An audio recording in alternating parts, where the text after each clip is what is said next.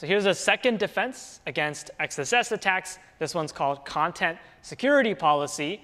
And this one is something that we're going to make the browser enforce. So this is the server telling the browser to enforce an extra rule.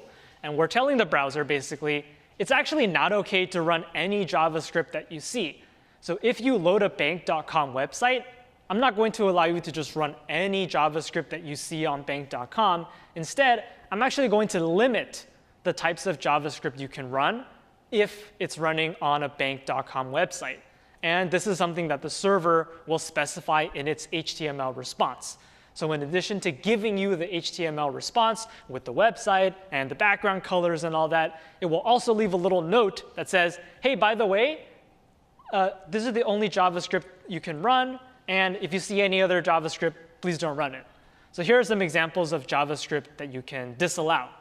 The content security policy, which is a little note in the HTML response, could say something like, actually, we're not going to allow you to run any JavaScript that's embedded directly in the HTML. So you can't run JavaScript that's directly written inside the HTML with script tags. You can only run JavaScript that's loaded from somewhere external. That's something you could say. And now the attacker cannot directly write something like alert1 in their attack, because that's not allowed. We only allow JavaScript to be loaded from other URLs, not directly embedded in the code. That's something the bank can tell the browser to enforce, and then the browser will enforce it. You could also say, actually, I'm not going to allow you to just load scripts from anywhere. So if the website says, load JavaScript from evil.com and run it, don't do that. Instead, only run JavaScript that you see that has the same origin, for example, bank.com. So the bank.com response could contain an HTTP header that says, please don't run JavaScript that looks like this. Don't run JavaScript that looks like this. Only run JavaScript if it comes from a bank.com URL. You can also use this to protect other things like malicious iframes, malicious images.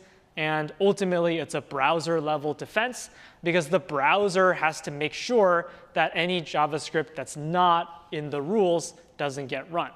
So this is another defense you can use. Nowadays, it's more of a second layer of defense, and templating and escaping are usually the first line of defense. But having both is not a bad idea. It's like defense in depth. So two different defenses against the same attack.